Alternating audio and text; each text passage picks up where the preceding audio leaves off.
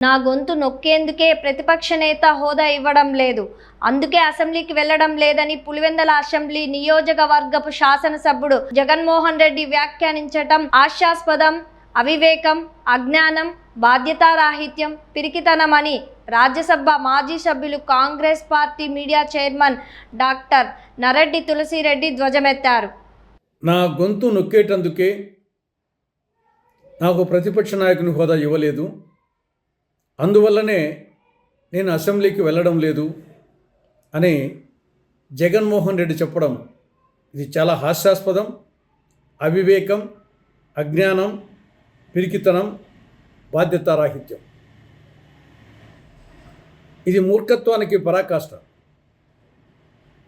ఇటువంటి వాళ్ళను దృష్టిలో పెట్టుకునే సుభాషిత రత్నకారుడు భర్తృహరి ఒక చిన్న పద్యం చెప్పాడు కొన్ని వందల సంవత్సరాల క్రితం.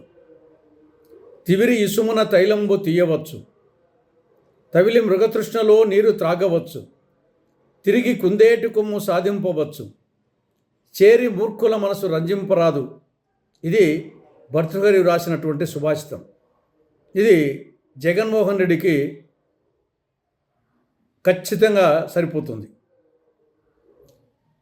అసెంబ్లీ నియమ నిబంధనల ప్రకారం లేదా సాంప్రదాయాల ప్రకారం ఒక పార్టీకి ప్రతిపక్ష పార్టీ హోదా ఇవ్వాలి అంటే మొత్తం శాసనసభ సభ్యుల సంఖ్యలో 10% ఎమ్మెల్యేలు ఆ పార్టీకి ఉండాలి.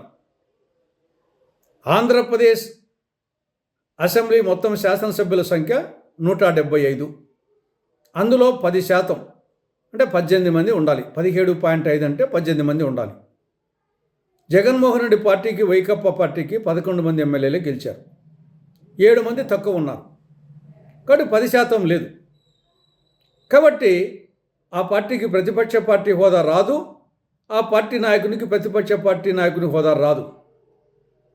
ఇది జగన్మోహన్ రెడ్డికి తెలుసు.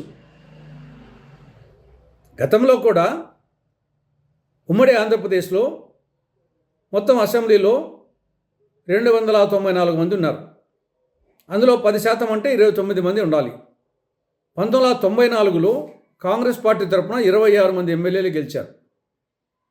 3 తక్కువ ఉన్నారు. అందువల్ల కాంగ్రెస్ పార్టీకి ప్రతిపక్ష పార్టీ హోదా ఇవ్వలేదు. కాంగ్రెస్ లైచిత పార్టీ నాయకుడు పి జనార్దన్ రెడ్డికి ప్రతిపక్ష నాయకుని హోదా ఇవ్వలేదు. ఆయన కేవలం సిఎల్పి లీడర్ హోదాలోనే బ్రహ్మాండంగా షైన్ అయినాడు. అదేవిధంగా లోక్సభలో 2014లో కాంగ్రెస్ పార్టీకి 44 మంది గెలిచారు. 2019లో 52 మంది గెలిచారు. కానీ లోక్సభ మొత్తం సభ్యుల సంఖ్య ఎంత? 543. అందులో 10% అంటే 54.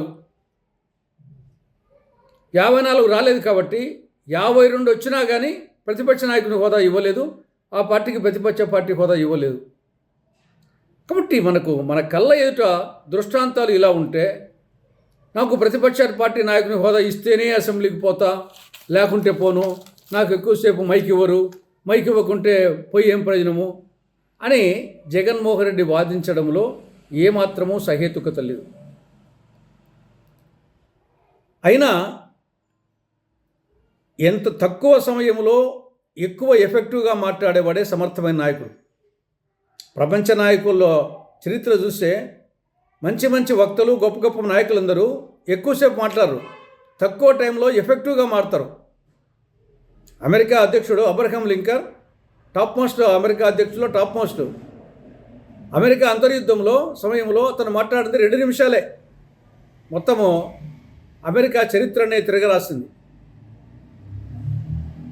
కాబట్టి ఎంతసేపు మాట్లాడామో అన్నది కాదు, మాట్లాడిన టైంలో ఏమి మాట్లాడాము, ఎంత సమర్థవంతంగా మాట్లాడాము అనేది ముఖ్యం.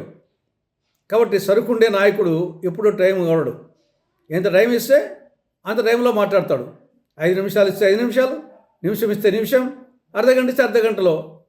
కాబట్టి దాన్ని సమయం ఇచ్చిన దాన్ని బట్టి అడ్జస్ట్ చేసుకునే నాయకుడే నాయకుడు. కాబట్టి ఇప్పటికైనా 3 పరిష్కారాలు. ఇప్పటికైనా జ్ఞానోదయం తెచ్చుకొని జగన్మోహన్ రెడ్డితో సహా, జగన్మోహన్ రెడ్డి ప్లస్ ఆ పార్టీకి చెందిన 10 మంది ఎమ్మెల్యేలు 11 మంది అసెంబ్లీకి పోవాలి. లేదా కనీసం జగన్మోహన్ రెడ్డి కాకుండా మిగతా 10 మంది ఎమ్మెల్యేలైనా పోవాలి. ఎందుకంటే వాళ్ళకు ప్రతిపక్ష పార్టీ హోదా అవకాశమైనా వాళ్ళకు రాదు. లేదా మూడవది, మొత్తం జగన్తో సహా మీ పార్టీ ఇచ్చినటువంటి 11 మంది ఎమ్మెల్యేలు రాజీనామా చేస్తే కనీసం అలా ఎన్నికలు వస్తే వేరే వాళ్ళన్న ఎమ్మెల్యేలుగా ఆ నియోజకవర్గాల నుండి గెలుస్తారు, అసెంబ్లీకి పోతారు, ప్రజా సమస్యల మీద, నియోజకవర్గ సమస్యల మీద మాట్లాడే అవకాశం ఉంటుంది, ఆ నియోజకవర్గాలకు ప్రాతినిధ్యం లభిస్తుంది. కాబట్టి ఈ 3 అంశాల్లో ఒకటి జగన్ ప్లస్ 10 మంది పోవడమా, లేదా కనీసం జగన్ లేకుండా మిగతా 10 మంది పోవడమా, లేకుంటే 11 మంది రాజీనామా చేయడమా, ఈ మూడింటిలో ఏదో ఒకటి తేల్చుకోవాలని కాంగ్రెస్ పార్టీ జగన్మోహన్ రెడ్డికి, ఆ పార్టీ ఎమ్మెల్యేలకు సూచిస్తూ ఉంది.